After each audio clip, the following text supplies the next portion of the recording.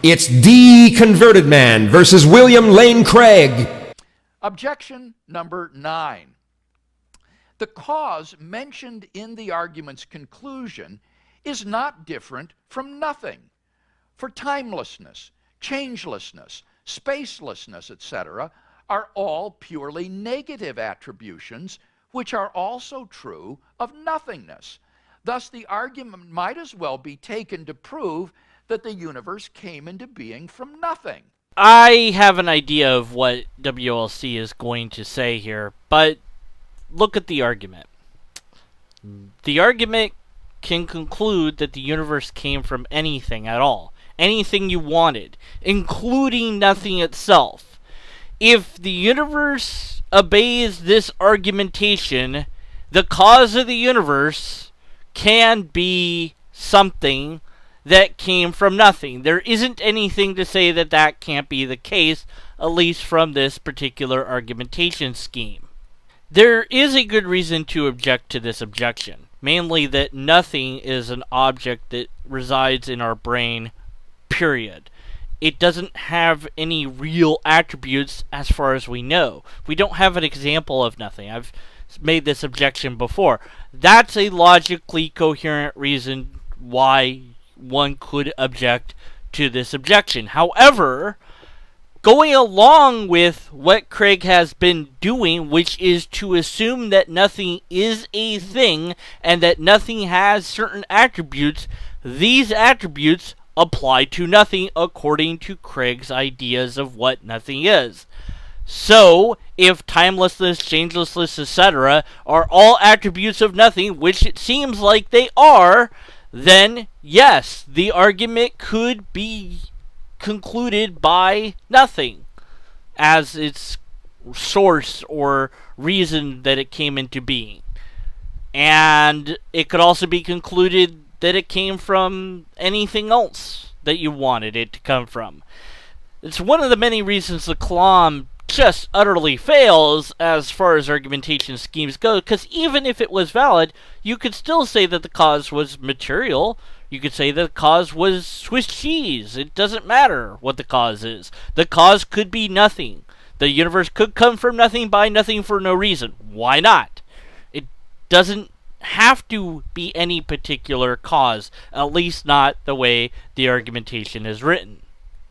The argument concludes to a cause of the universe. That is a positive existential affirmation. There is a cause of the universe. And what's to prevent that cause from being nothing, Craig? To say that the universe was caused by nothing, by contrast, is to affirm that it was not caused by anything. In other words, that the universe is uncaused, which is the very opposite of the argument's conclusion. Let's just write this out so that we can see it together, shall we? Okay, so the first sentence is the cause of the universe is nothing, versus there is no cause of the universe. How is saying the first one saying the second one there, WLC? It's not. You're not saying the opposite. You're agreeing with the Kalam and you're saying that the cause is nothing. That's not reversing it. You're strawmanning them. You're not arguing against what they said that the thing was. You're creating a new argument. You're twisting their words. You're saying stuff that they didn't say. How can you do that? Moreover, the argument's conclusion also implies the attribution of incredible causal power to this entity that brought the universe into being without any sort of material cause. It is therefore wholly different from nothing, which has no reality, no properties, and no causal powers. How in the world does that follow at all? Just complete and utter non sequitur. The conclusion of the Kalam is the universe has a cause. How does that imply another conclusion? That takes a whole separate argumentation, maybe more than one, to get to God. And we're not even close yet. The only thing the Kalam is capable of trying to do is to argue that the universe has a cause. which it fails at doing, but nonetheless, that's all it can do. It doesn't imply anything else, and I don't see how in the world you could have it imply anything else, especially what Craig is suggesting having it imply. And then, of course, we have the special knowledge of what nothing is, but, again, going with what nothing's properties are, according to Craig, it has properties that are timeless. That sounds like nothing to me. Shapeless, untestable, beyond time and space. These are all things that nothing could be, for all we know, and maybe that's what nothing is. So, I just don't get how you can possibly wedge God in at this point in time. Talk about non sequitur. It's just so non sequitur. It is just... Finally, the attribution of negative predicates like timelessness, changelessness, spacelessness, and so on to this entity is enormously informative and metaphysically significant. From its timelessness and immateriality, I've argued that we can deduce its personhood. This is a positive property of great significance and theological importance and utterly unlike nothingness. You've got to be kidding. That's all I've got to say to all of that nonsense, that irrelevancy, that big, long pile of pointlessness that I just listened to. What the bleep? You've got to be kidding me. How in the world does any of that you just said possibly defend the idea that you were trying to defend, which is to attack the objection? Nothing you said during this whole time that you were speaking words that are English. I know that they're English and they were arranged in sentences, but they had no coherent meaning or value to them. You have made, to quote a movie, us all stupider by the things that you have said. There is no God. It won't have mercy on your soul. Thank you and good night. Also, you're wrong. Okay, I'm okay now. I'm alright. So, no to all of that.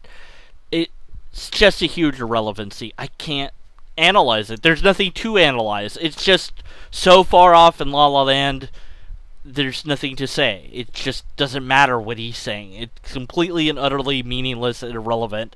It doesn't hold water. It doesn't matter. I don't care if this is even true, which I don't see how it could be, how attributes of timelessness could get you to a personality of all things. But whatever, why not? So the objection. Let's go back to that. There is not a coherent objection to this objection given by Craig.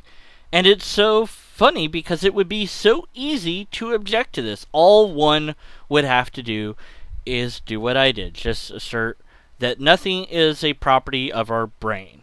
We know that for sure. We know that nothing is something that we've invented. We do not know that nothing is an actual thing. So the properties that nothing has are completely a byproduct of what we have assigned to it. If we never find it in reality, then it will continue to be an object in our brain. If we did find it in reality, then one of two things has to happen. Either we find the nothing that matches the definition, or we find something that we call nothing, and then we replace the old word with the new word, I guess. See, this is where this gets into skepticism and how powerful skepticism really is. We doubt until we have an example. If we never have an example of nothing, we get to doubt that nothing is a thing other than a idea that we've produced in our brain. And that might be all that nothing is. So whatever attributes we give to nothing is purely a subject of our own creation. That being said, if the attributes of nothing are these things, then yes, you could take the kalam and what WLC has said and say, okay, well then the cause is nothing. His response was to strawman that into saying that you're now saying that the cause is not a cause and that you're actually arguing for an uncaused universe, even though that's not what you said at all. And then his objection is to then go off into an irrelevancy talking about properties of God and how the timelessness of God somehow tells you what personality God has or whatever. That's not an objection to this objection. There's so many possible other ways other than what I've done consistently, which is to just object to the idea that nothing is a thing at all, that you could apply to this.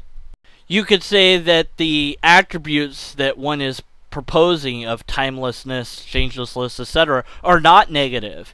You could say, show me how they're negative. You could object to them being called negative. Now, that's a weaker position to take, and it involves your opponent to respond. So if you're writing something down in an argumentation format and you don't have anyone to argue it against, you wouldn't take that route. But it is something you could do in an actual debate. You could say, well, I just disagree that these are negative attributes. I think that that's kind of subjective. Show me how timelessness is a negative attribute.